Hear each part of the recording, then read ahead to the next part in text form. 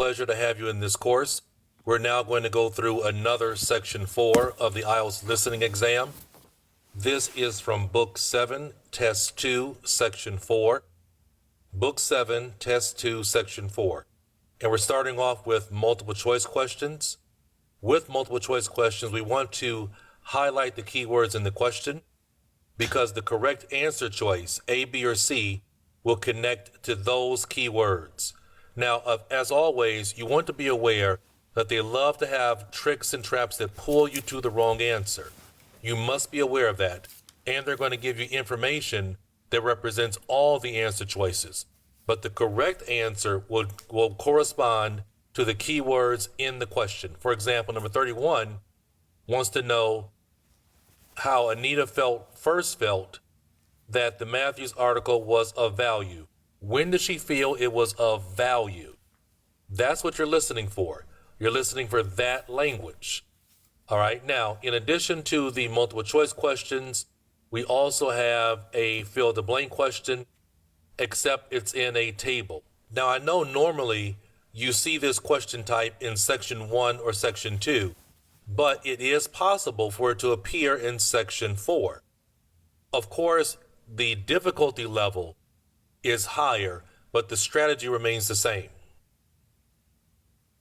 Okay, let's go ahead and get started.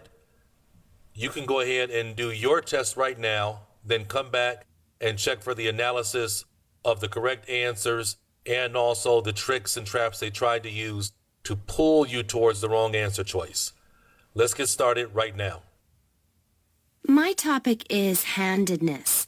Whether in different sports it is better to be left or right-sided, or whether a more balanced approach is more successful.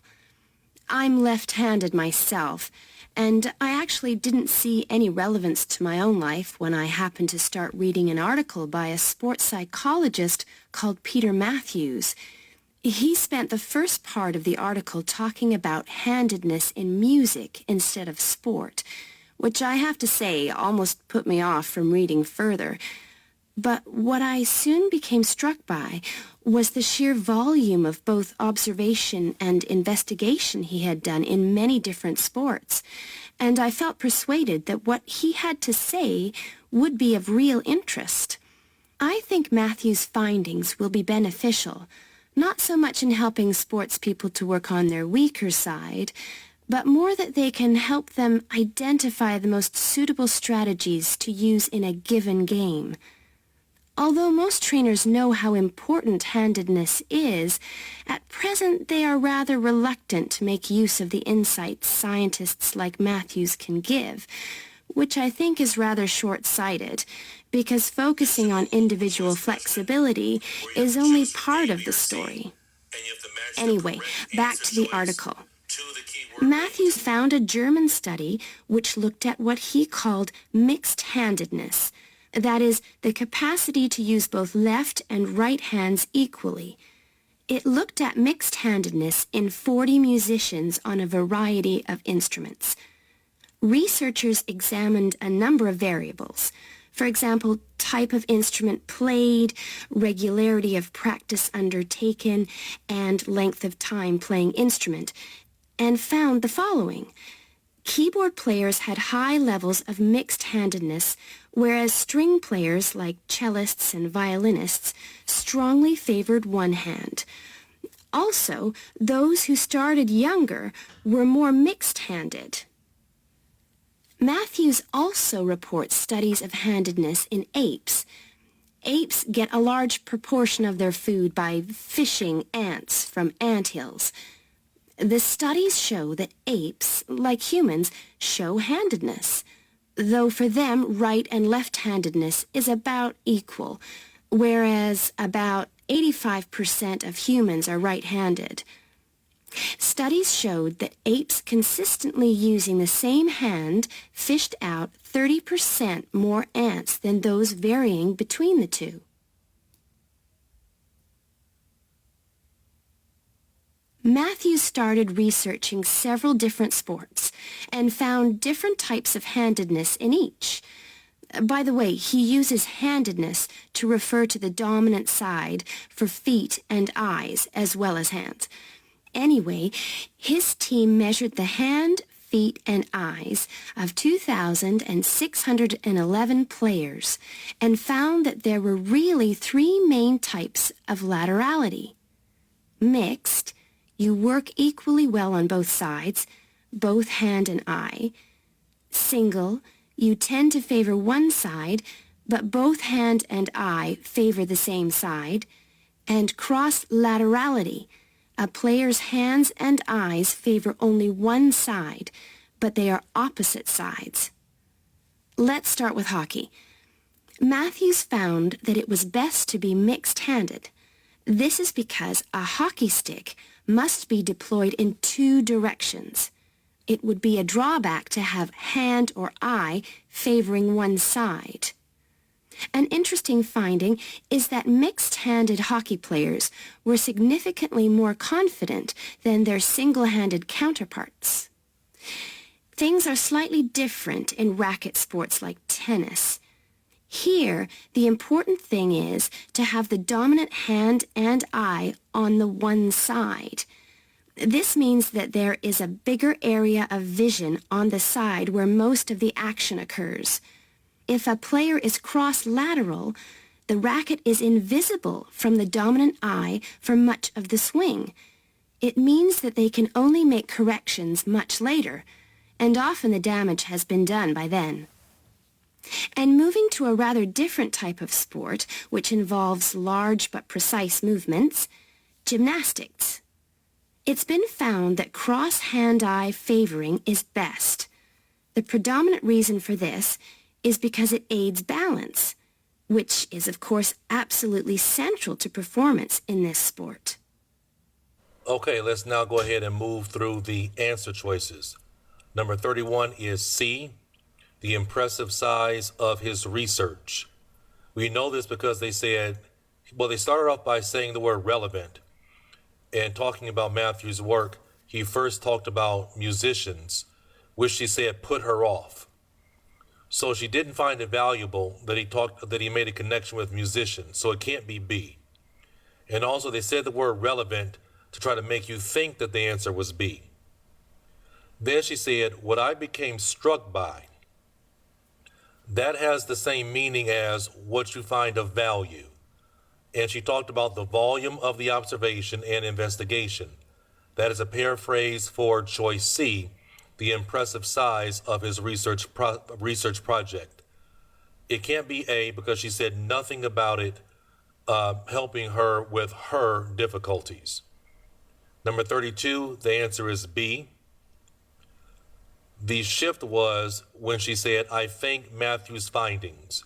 That's how we knew we were shifting from 31 to 32. She said his findings would be beneficial, not to help sports people work on the weaker side, so the answer cannot be A. Again, they're saying the word sports people. They're saying the word weakness or weaker, which is a form of the word weaker, to pull you towards that answer choice, but that's not it. And then she said, but to help identify suitable strategies when in a game. So that means the answer is B. Number 33, the answer is C. Underestimate what science has to offer. The shift, although most trainers, that's how we now know we're talking about most sports coaches. Although most trainers know how important, so the answer cannot be A because A says know nothing. They are reluctant what scientists like Matthew give. They're short-sighted. That fits as a paraphrase for answer C. Underestimate what science has to offer. Short-sighted. Now, she said not just focus on flexibility part of the story. They shouldn't just focus on the flexibility part. It doesn't say that they're wrong, that it's a wrong aspect, but not to only focus on that. Again, they're trying to play around with the exact word focus and make you think that's the answer choice. Number 34, the shift. She said, I found a German study about 40 musicians, so we now know we have shifted from 33 to 34. It says she found the following: keyboard has a high level of mixed-handedness, String favors one hand, so that means the answer cannot be B, because B is saying had greater mixed-handedness. And then she said also, so something else about the study, those who started younger were more mixed-handed. More mixed-handed, greater mixed-handedness. That means the correct answer choice for 34 is A. They did say the words that they looked at the instruments, how regularly they practiced, but they did not connect that to the keywords in the question about it being greater with mixed-handedness, that the mixed-handed people practice more. So that's what I mean by you must connect the correct answer choice to the question language. You can't just pick what words you hear. Number 35, there was a shift from 34 to 35. Matthews looked at studies of apes, said apes were left and right equal. That means that C cannot be the answer choice. Humans are 85%, right? So that means that B cannot be the answer choice because it says that they have the same proportion, but humans have more. And so then we get to the answer choice. Studies show apes using the same hand 30% or capture 30% more ants than those who vary their hands. So our correct answer is A. So 31 is C, 32 is B, 33 is C, 34 is A, and 35 is A. Let's go ahead and move down. These were more straightforward. Now the trick here is that in the very beginning, for about almost a minute, they just had extra talk. Just talking. They talked about mixed laterality, single, cross. They were just talking, trying to throw you off. But you know you're waiting until you hear something about hockey. When they say something about hockey, then you know, hey, it's time to get into the answer choices. So for number 36, they said must be deployed. Deployed is a synonym for using the word used. So the answer is two directions. They said one word and or. One word and or. So you can have one number and one word. Two directions. Now, if you spelled the word to, T-W-O, and the word directions, that's two words, your answer is wrong. For 37, they said significantly more, which equals much more, so the answer is confident. 38, bigger area of equals larger relevant field. 38 is vision. 39 is corrections, can only make corrections much later. This one was almost exact. Number 40, predominant reason, most important reason, balance, absolutely central to performance, again important. So the answer is balance. All right. So I hope this review of the answer choices really sheds some light on how to really handle these questions in section 4. The strategy is exactly the same as section 1, 2, and 3. The only difference is the English level has been raised. Questions are longer. Answer choices are longer. They have more delay tactics with extra talk. So you have to be prepared for that. All right, so thank you very much. I'm going to go ahead and play it right now for you so you can hear it again. I want to hear it again while I'm looking at the answer language, the language that connects to the answer, and the trap language. So I'm going to go ahead and do that now. My topic is handedness, whether in different sports it is better to be left or right-sided, or whether a more balanced approach is more successful. I'm left-handed myself, and I actually didn't see any relevance to my own life when I happened to start reading an article by a sports psychologist called Peter Matthews. He spent the first part of the article talking about handedness in music instead of sport, which I have to say almost put me off from reading further. But what I soon became struck by was the sheer volume of both observation and investigation he had done in many different sports, and I felt persuaded that what he had to say would be of real interest. I think Matthew's findings will be beneficial, not so much in helping sports people to work on their weaker side, but more that they can help them identify the most suitable strategies to use in a given game. Although most trainers know how important handedness is, at present they are rather reluctant to make use of the insights scientists like Matthews can give, which I think is rather short-sighted, because focusing on individual flexibility is only part of the story. Anyway, back to the article. Matthews found a German study which looked at what he called mixed-handedness, that is, the capacity to use both left and right hands equally. It looked at mixed-handedness in 40 musicians on a variety of instruments. Researchers examined a number of variables. For example, type of instrument played, regularity of practice undertaken, and length of time playing instrument, and found the following. Keyboard players had high levels of mixed-handedness, whereas string players like cellists and violinists strongly favored one hand. Also, those who started younger were more mixed-handed. Matthews also reports studies of handedness in apes. Apes get a large proportion of their food by fishing ants from anthills. The studies show that apes, like humans, show handedness, though for them right and left-handedness is about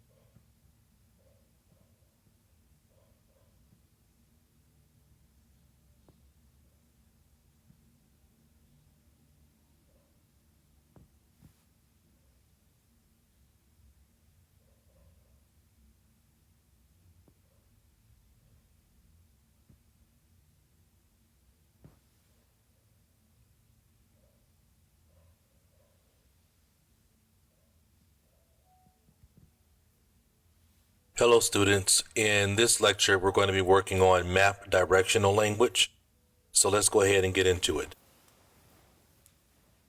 The focus of this lecture is first to give you some advice about the map question. Then I'm going to provide some directional language overview, and we're going to end with some directional language examples. Now this lecture is broken up into two parts. This is part number 1, and the following lecture is part number 2. Map directional language is really important because probably the main reason why students have trouble with the map question is they don't understand the terminology. When somebody says around the bend, or until you reach, or on the far side, when they're using that type of directional, positional language, a lot of students get lost. And so the focus of this lecture is to really help you understand the map directional terminology. We're not going to be answering questions. That's going to come in the later lectures that you're going to be able to have. Right now, it's all about learning this terminology.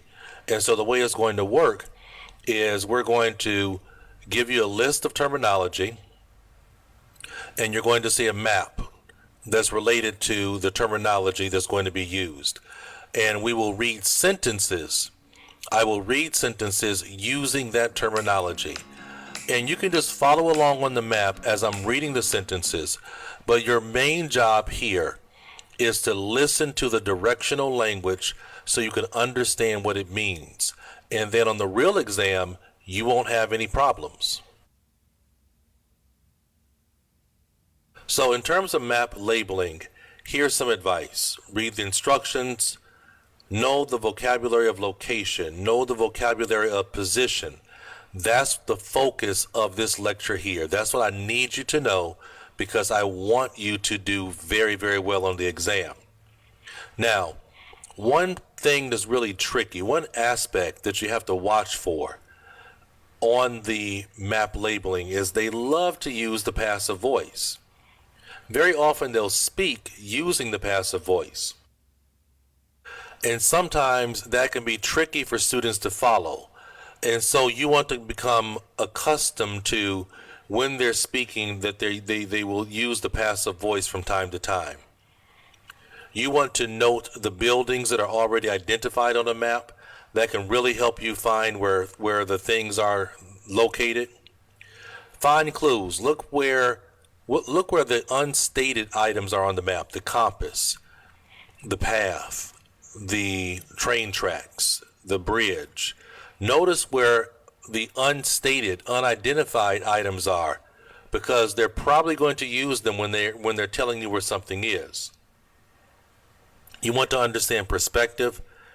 This may seem crazy, but some people think they're inside the map. And really you're observing, you're looking at the map. So it's from your perspective. You're not in the map. You're not inside the map walking around. And then predict the answer type. Sometimes you can predict if it's going to be a verb, adverb, or noun. So use your prediction powers. In terms of directional language, it will relate to, of course, direction or location. And you have to know your places.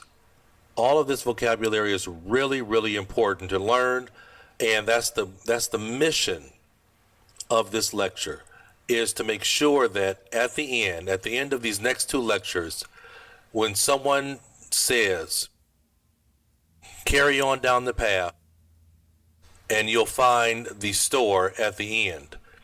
When they're using that language, you have to really understand it. So here we have some directional and positional language examples for you. Now, I'm going to include a resource that you can download that has all of this directional and positional language, so you don't have to write it all down right here. I'm going to give you a PDF resource so that you can download it to your system and you'll be able to review this vocabulary and learn it. So let's go ahead and look at example number 1. Remember, the purpose of the exercise is to follow along with and understand directional language. The purpose is not to answer questions. That occurs later. We will present the directional vocabulary, read sentences using that vocabulary, and then later on we'll show you those sentences. So here you can see a map on the left side. The answers are already on the map because that's not what this is about here. Here we're focusing on understanding terminology.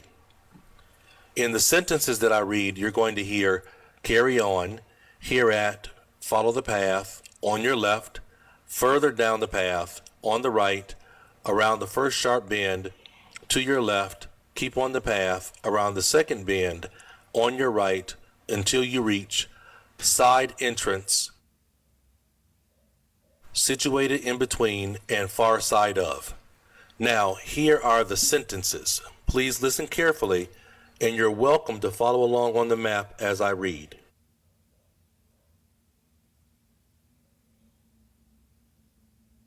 You are here at the information center.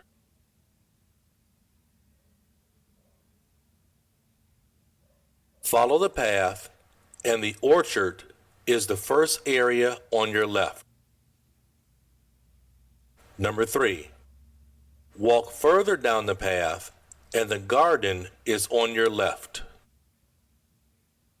Number 4, go around the first sharp bend, and to your left you will see Pear Alley. Number 5, keep on the path for Mulberry Garden, round the second bend, and you'll find it on your right. Number 6, carry on until you reach the house. Number 7, to find the shop, leave the side entrance of the house, and it's situated between the house and the garage. Number 8, the tea room is on the far side of the garage. Now let's take a look at those sentences. And here you have those sentences. So if you need to, you can stop the lecture right here and read through the sentences.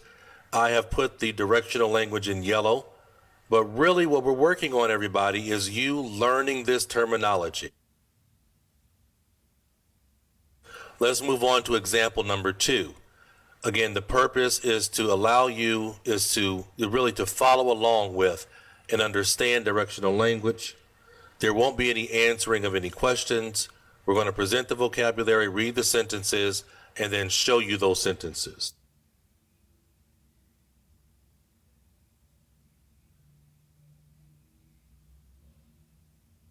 So here is the language used. You can see the map or the diagram on the left-hand side. So we're going to hear left-hand side, right-hand side, beyond, along, turn right, corner, corridor, go straight, to your right, across from, adjacent to, northeast corner, eastern wall, go straight, pass through, head west, beside, on the other side, next to, facing, and the word entrance. Okay, and here are the sentences. When you enter the sports center, the sports shop is on the left-hand side. Number 2, as you are facing the reception, the cafe is on the right-hand side. Number 3, pass through the entrance, and to your right, you will see the cafe. Adjacent to that, you will find a changing room. Number 4, the leisure pool is on the opposite side of the center from the dance studios.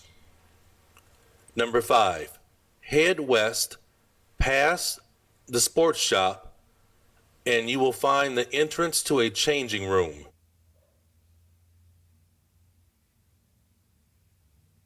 Number 6, walk along the sports hall corridor, go past the 2 dance studios, and at the next aisle, turn left to reach the gym. Number 7, the dance studio is in the northeast corner. Number 8, the 25-meter pool is in between a changing room and the seating area. Number 9, go straight along the corridor beside the sports hall and you will see 2 dance studios on the eastern wall.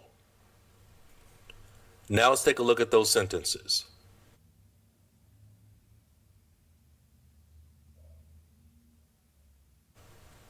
And here you can see those sentences that I just read. Please take the time to pause right here if you need to, read through the sentences, look at the map as you're reading the sentences, and learn the terminology. The purpose of this exercise is for you to learn the terminology. Let's go to the next example. Okay, example number 3. Remember, the purpose is to understand directional language terminology. The language we'll use: just south, southeast corner, located between, look north, in between, middle, west of, and northern end. Here are the sentences. Look at the map. I'm going to go ahead and read the sentences related to that language. Just south of the station, you will find the car park in the southeast corner. Number 2, the swimming pool is located between the indoor arena and stadium. Number 3, from the tower, look north and you can find the cafe right in the middle of the trees. Number 4, to the west of the tower, you can see the rose garden with benches to enjoy the view. Number 5, you will find the stadium at the northern end of the train tracks.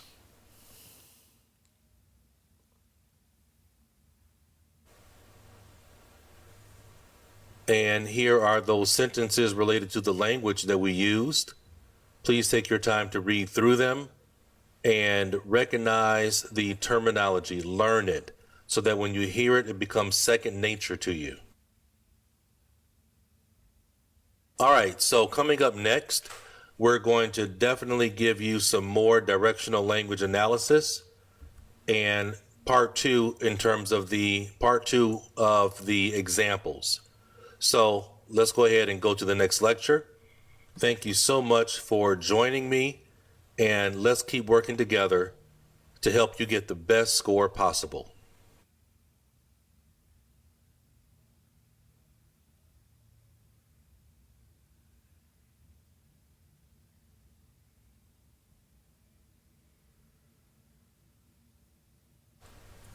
Hello again. We're now going to go through the lecture for map directional language. This is part number 2. So keep in mind what we're doing is learning the terminology for being able to label a map, so that when they're using all of this terminology, this weird terminology that you may or may not have heard before, or you've heard it before but maybe not in a certain context, I'm going to be reading sentences to you using that terminology to help it become second nature to you. So here's example number 4. The purpose of the exercise is to follow along with and understand directional language. The purpose is not to answer questions that comes later. We will present the directional vocabulary, read sentences using that vocabulary, and then show you those sentences. Remember, you're going to be able to see a map that's related to the directional sentences that we're using. Your job is to really better understand the terminology. Okay, and for this map, you're going to hear the language opposite, north, right at the third bend, side street in between, east of, junction, across the road from, same side, pass, before you get to, dead end, leads off, and west of.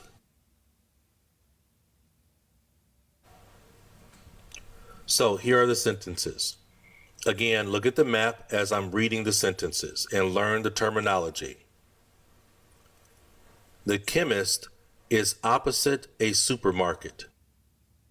Travel north of the supermarket and right at the third bend. You will find the new no parking sign to the west of the school. Number 3, if you travel on the side street in between the bank and chemist, you will see parking east of the bank. Number 4, the new traffic light is located at the junction of Station Road and High Street. Number 5, the pedestrian crossing will be located across from the supermarket.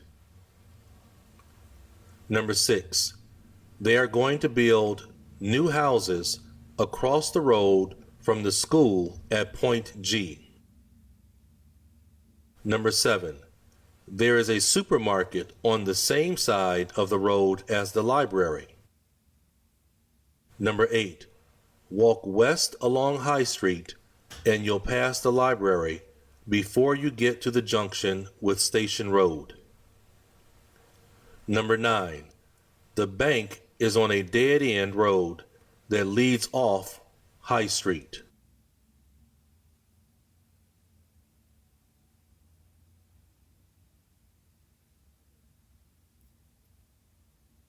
And here are our sentences. Number 9, it should read, the bank is on a dead-end road that leads off High Street, not off the High Street, off High Street. Read through the sentences, and as you're reading through the sentences, really pay attention to the location vocabulary.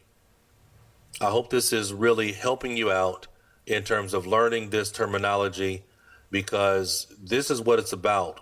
When you want to do well for the map question and labeling, if you know terminology very well, you're going to be okay. Let's move on to example 5.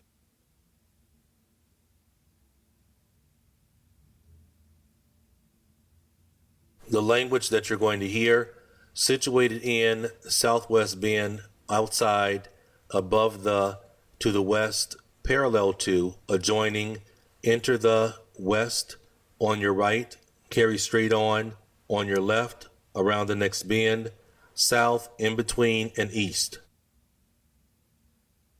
Now, what's interesting to note is this diagram that you're looking at, this map that you're looking at, this is really an academic task number 1 map, but it's great for teaching directional vocabulary. It's great for teaching directional vocabulary because that's what this is about. This is about teaching you terminology. I can use a task 1 map and really show you and teach you really good terminology. Let's all focus on vocabulary, everybody. Now, here are the sentences. Here's the map vocabulary used in a sentence. Number 1, the school is situated in the southwest bend of the dual carriageway, specifically on the outside of it. Number 2, the bus station is above the shop and to the west of the shopping center.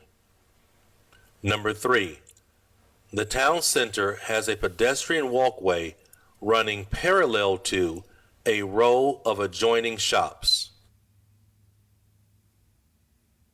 Number 4, as you enter the carriageway from the west, proceed south, passing the school on your right, and then carry straight on, and you'll see the park on your left around the next bend.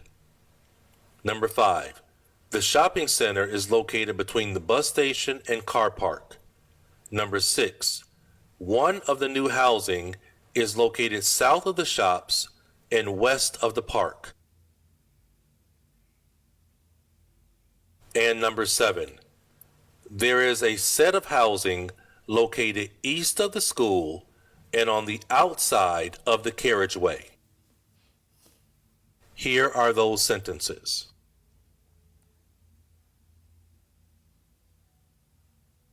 All right, so take your time, pause here if you need to, read through each sentence, learn this terminology, learn the map terminology, and I want you to score perfectly when you're faced with a map question on the listening exam.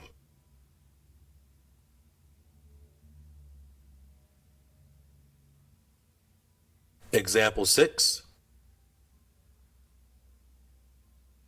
All right, so now this one is actually from a listening test. And here is the terminology that we're going to learn from this map. North, northwest, just before, starting point, first left, pass, keep going, in front of, end of, follow the path, veer right, carry on the right, head north, across, turn left, small path, immediately turn left before you reach.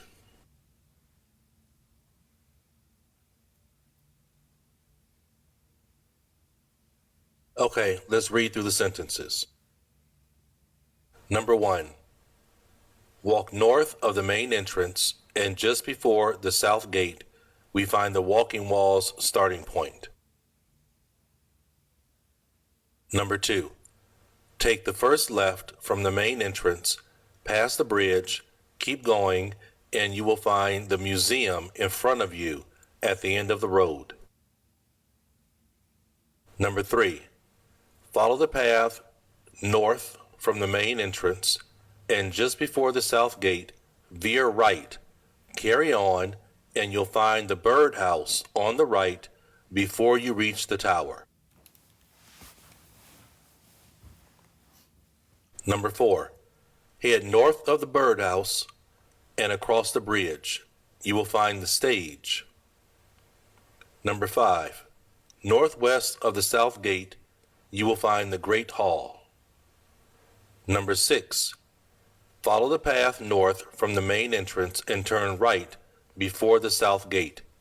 Travel the path and turn left onto the small path before the birdhouse. And at the end of the track, you will find the shop. Number 7. Leave the main entrance and immediately turn left. And before you reach the bridge, make a right and proceed to the main office at the end of the path. Okay, so let's take a look at those sentences.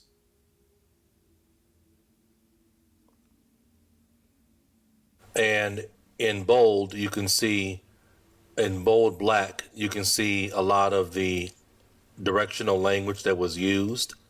Go ahead and take your time and read through this, process it, digest it, and when you hear it on the exam, you'll know exactly what to do and how to find whatever they're asking you to locate.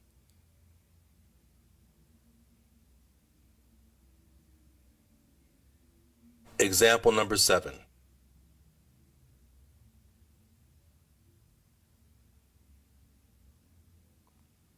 Here we're going to use vocabulary: top of, north, head west, opposite, turn right, when you reach, far side, another left, go past, around the curving bend, on the left, second left, just behind, between, and southern side. Here are these sentences. Number 1. At the top of Willow Lane, north of the pond, head west on Pine Street, and opposite the old railway station, you will find the supermarket. Number 2. Leave the Tourist Information Center and turn right. Head towards Pine Street, and when you reach Pine Street, on the far side of the train tracks, you will see the cafe. Number 3. Leaving the Tourist Information Center, turn left. Then make another left on Pine Street. Go past Mountain Road on the right, and then head down around the curving bend, where you will find the supply store on the left. Number 4. From the supermarket, head west on Pine Street. Go past the pond, Make the second left, and just behind the town hall, you will find the museum. Number 5. The bike hire is located between the supermarket and town hall on the southern side of Pine Street.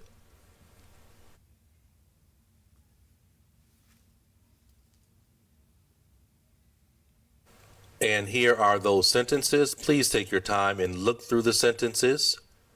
Learn the terminology and vocabulary, and you will find much more success when you have to label a map. Thank you so much for joining me for both of these lectures that deal with map labeling terminology. I hope now you have a better grasp of how to really process and understand what they're telling you to look at, where they're telling you to go when you are doing a map question. Now, in the following lectures, you'll have an opportunity to use this new knowledge that you have and try it out. Good luck.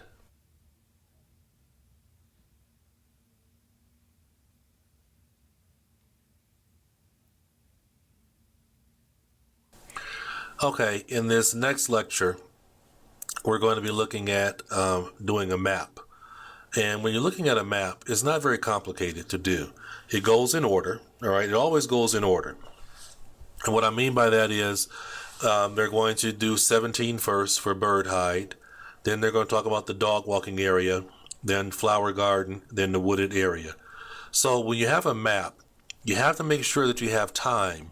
You take the time to really look carefully at the map where things are, because they're going to tell you where these items are, 17 through 20, in relationship to things on the map. So look at things on the map. Like this says refreshments, West Gate, East Gate, right? We have a circle in the middle and we have a lake. So they're going to use those landmarks to tell you where these things are. Okay, so you have to be very good at following. You also have to understand direction language. Up, down, left, right, upper corner, left, bottom corner, right, next to, behind, in front of, on top of. So you have to know that kind of language. So listen carefully and see if you can listen for the right language so you know where things go on the map. And finally, I'd like to tell you about our new wildlife area, Hinchingbrook Park, which will be opened to the public next month. This slide doesn't really indicate how big it is, but anyway, you can see the 2 gates into the park and the main paths. As you can see, there's a lake in the northwest of the park with a bird hide to the west of it at the end of a path. So it'll be a nice, quiet place for watching the birds on the lake. Fairly close to where refreshments are available, there's a dog walking area in the southern part of the park, leading off from the path. And if you just want to sit and relax, you can go to the flower garden. That's the circular area on the map, surrounded by paths. And finally, there's a wooded area in the western section of the park, between 2 paths. Okay, that's enough from me, so let's get on and have a... Okay, so our correct answers were for number 17, for bird hide, it was A. Because they said it was on the west, it was west of the lake. Here's the lake. Where's the west? West of the lake at the end of the path.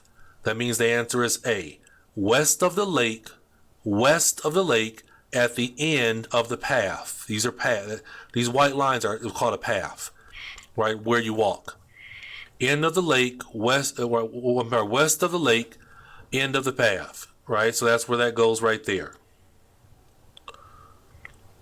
Number 18 was I, because they talked about the refreshments. They said the dog walking area was next to the refreshments. And where's there? That the correct answer would be I.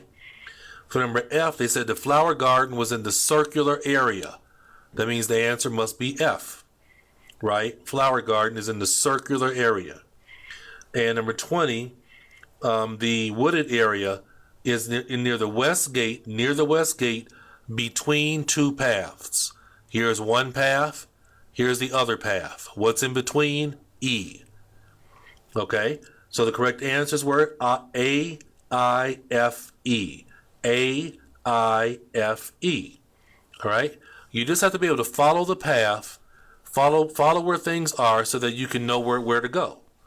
All right, so let's go ahead and do another map so you can maybe get a little bit more comfortable with how to do them.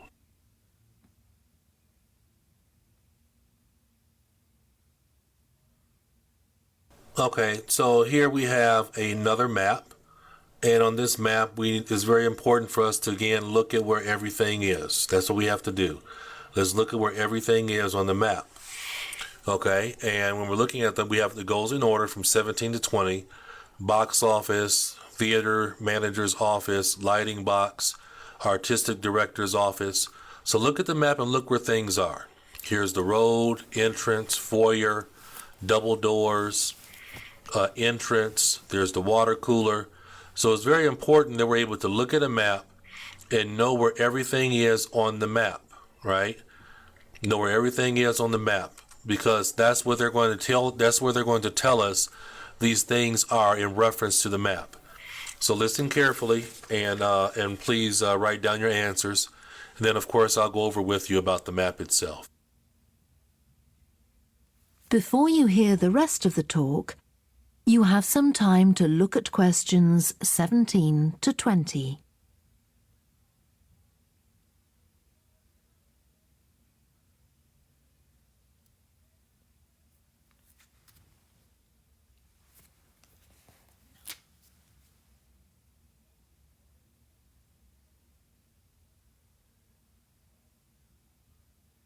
Now listen and answer questions 17 to 20. Now, a word about the layout of the building. The auditorium, stage and dressing rooms for the actors are all below ground level. Here on the ground floor, we have most of the rooms that the public doesn't see. The majority are internal, so they have windows in the roof to light them. Standing here in the foyer, you're probably wondering why the box office isn't here, where the public would expect to find it.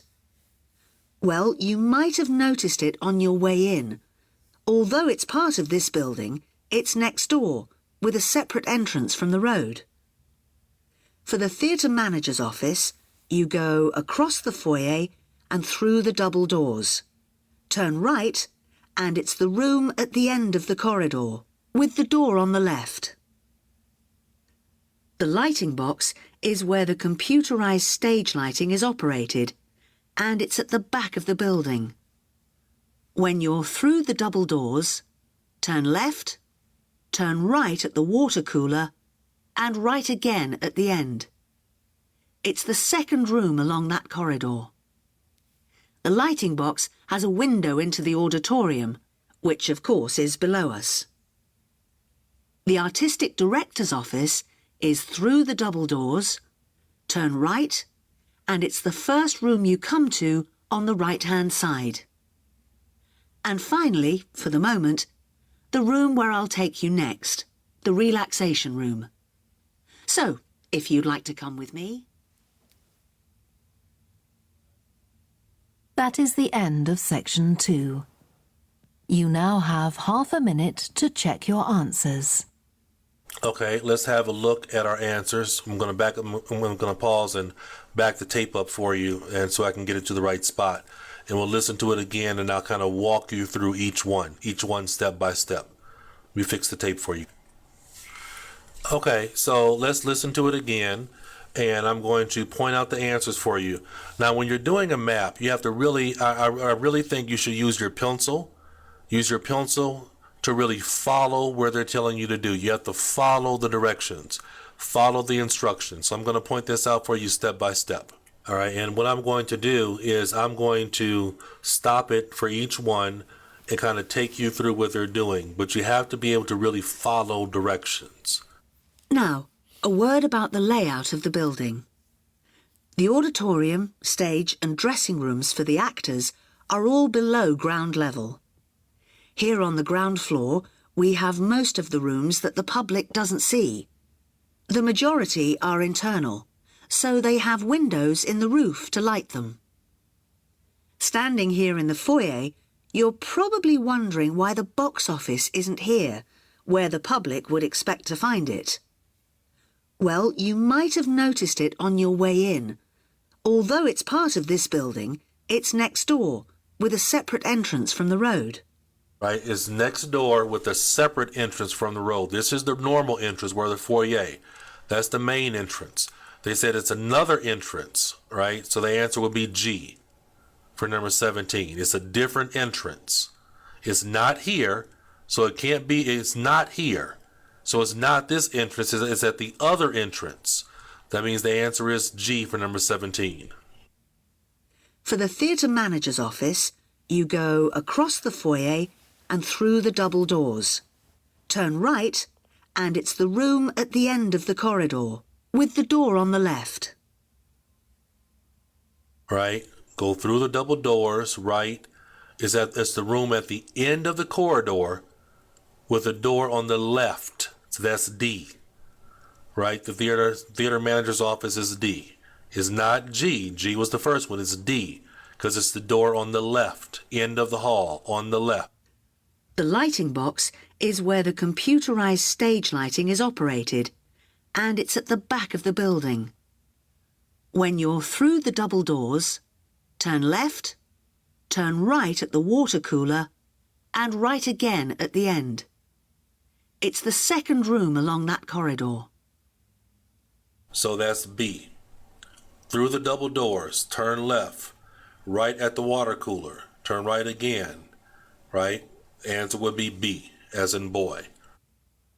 The artistic director's office is through the double doors, turn right, and it's the first room you come to on the right-hand side. And finally, for the moment, the room where I'll take you next, the relaxation room. Right, go through the double doors, turn right, first room on the right, that has to be F. Okay, first room on the right. So that's what I mean. You have to be able to follow instructions, follow directions. If you're able to follow instructions and follow directions, then you're going to have a much better chance of doing well. Okay, much better chance of doing well. Okay, so that's how we do our maps, and that's kind of what you have to look for. If you have any questions about maps, or if you have a map that you want me to kind of take a look at for you to better explain to you, then definitely let me know, and I'll go over any map with you and give you an example of really how to go about doing it. Okay? So I'll talk to you soon. That might be something you're not doing.